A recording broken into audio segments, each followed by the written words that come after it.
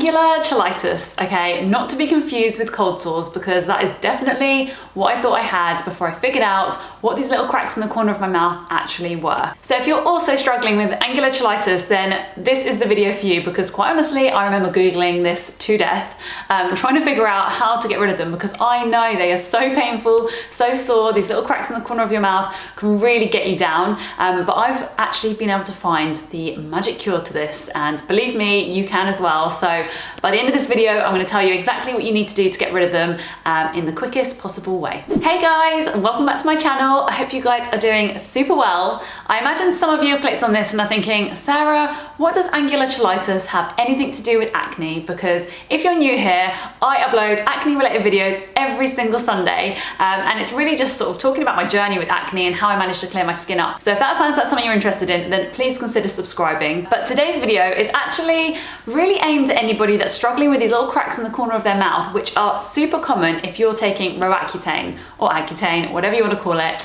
which I know a lot of you are. So I thought I'd make this video to be able to help you guys out. And at the same time, if anybody else is struggling with angular cheilitis, not suffering with acne or on roaccutane, then I really hope this video can help you as well. So first up, just a little bit of background about my experience with angular cheilitis and basically why I'm making this video, because whilst I was on roaccutane, I definitely suffered with this, and it was ongoing. It never seemed to really clear up, and actually I had experienced this probably quite a few years before as well, particularly when I was on the pill, which I was actually on the pill for about 10 years. But as soon as I stopped taking the pill and my acne flared up, I actually noticed that angular cheilitis really went down, and actually I didn't have any kind of experience with it during that sort of 6 months when my acne really flared up. And so I was thinking, what is the connection between this? And having done a lot of research, I realized that angular cheilitis actually is commonly found in people with a B vitamin deficiency. And whilst you're on the pill, particularly the combined pill, so the progesterone and the estrogen, you can become really deficient in B vitamins as well. So that really is the connection. And I used to really struggle with bouts of this, particularly in sort of my early 20s, probably when I was at uni mostly, probably wasn't eating the best diet either. And I would just have this reoccurring. And at first, I really thought it was cold sores. And of course, that's what I did. I went to the chemist, tried to find something to kind of really heal this, and nothing seemed to work. I then just started to Google this like crazy, trying to figure out how can I get rid of it. But there didn't really seem to be a quick fix. I started to get really frustrated with it at one point, and even went to the doctors, and they really couldn't figure it out either, because I imagine it didn't look like angular cheilitis for the most part, because I was quite good about covering it up. But honestly, it did look pretty bad from time to time, and I'm sure lots of people noticed and just didn't really say anything. But for the most part, it was just painful, and it really made like eating annoying. I was always kind of worrying about it, whether it looked really bad, and it always seemed to go from one corner of the mouth to the other, and I just didn't know how to fix it. Until I was on Accutane, and that's when I really discovered the full name of it. I don't think I actually knew it was angular cheilitis when I was in my early 20s. But yeah, when I went on roaccutane and I found out that lots of people were suffering with this as well, and what the actual name of it was, I realized that this was something that I could treat if I actually did some research properly. So now guys, I am super excited because I can share with you exactly what has been working for me. I haven't had any angular cheilitis for over a year and a half, so I know that this method works. Also worth noting that if you are on roaccutane, all of these products are completely safe because I have checked with the doctor, so you are definitely able to use them. Okay, so let me walk you through this step by step, because I have a few products here. And the first thing I do is use a lip scrub. Okay, so when you have angular cheilitis, cheilitis actually means inflammation of the lips. They are really sore and quite painful, so you don't want to be doing any like really abrasive scrubbing, because honestly that would just make the inflammation 10 times worse. So you want to use something super natural, something that's not going to be full of chemicals, and really just kind of pull away some of the dead skin so that the products that we're going to use next actually work. So I just usually use like a little lip scrub. This is not the one that I have been using like historically, but it's one that I found recently, and it's by a company called Nugg. I think it's N-U-G-G.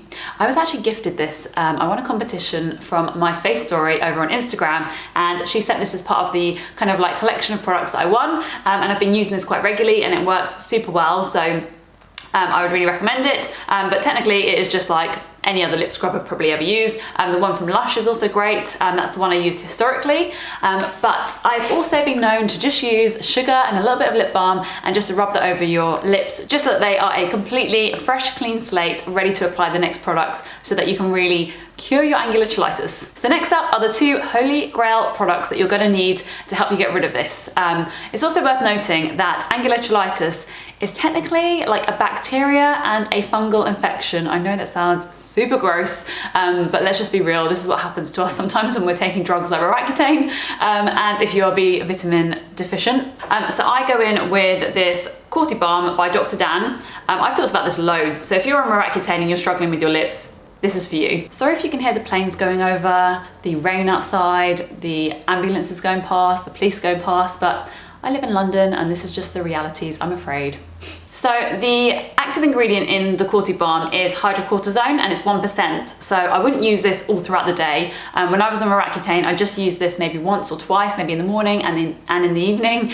And so yeah, I would just apply this to all of your lips. I wouldn't go in really too much on the corners of your mouth, but what this will do is to really calm all inflammation in your lips and prevent anything like this coming back. So it's definitely worth applying before you apply the next product. So the next thing that I apply is actually prescribed to me by my GP. And the reason it was prescribed to me is because I actually did the research and then went to my GP and asked for this product, and it absolutely 100% works, okay? So you need to get your hands on timodine. Okay, timodine is, let me read the active ingredients. So the first active ingredient is hydrocortisone, much like the Dr. Dan's Corti Balm, but this time it is 0.5%, so it's not quite as strong and definitely good for the areas at the corner of your mouth. And what that will do is bring the inflammation down. So essentially it is a really mild steroid, and it really just draws out any of the inflammation, it really calms the skin down, and that is exactly what you need when you have any form of cheilitis, particularly in the corners of your mouth.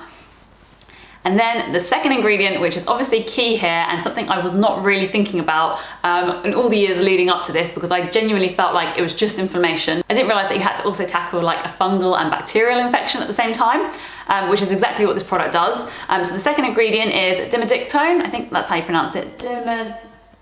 And this is 10%, and I honestly feel like these two ingredients combined have absolutely got rid of my angular cheilitis for good. I, as you can see, have hardly used any of this, and to be honest, I don't even know if this is expired because I used this about 1.5 years ago.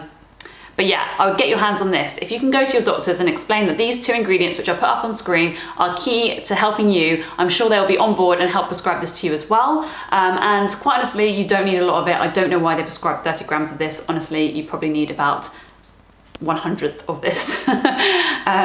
So yeah, I really hope this helps you. Please leave me a comment if you've been struggling with this as well, and if there's any other remedies that you can think of that can help everyone else, then please leave them in the comments. So if you found this video helpful, then please give it a thumbs up, and please hit the subscribe button and join me here each week. Like I said, I upload videos every single Sunday, all related to having the best skin of your life. So I hope to see you in my next one. Thanks so much for watching. Bye guys.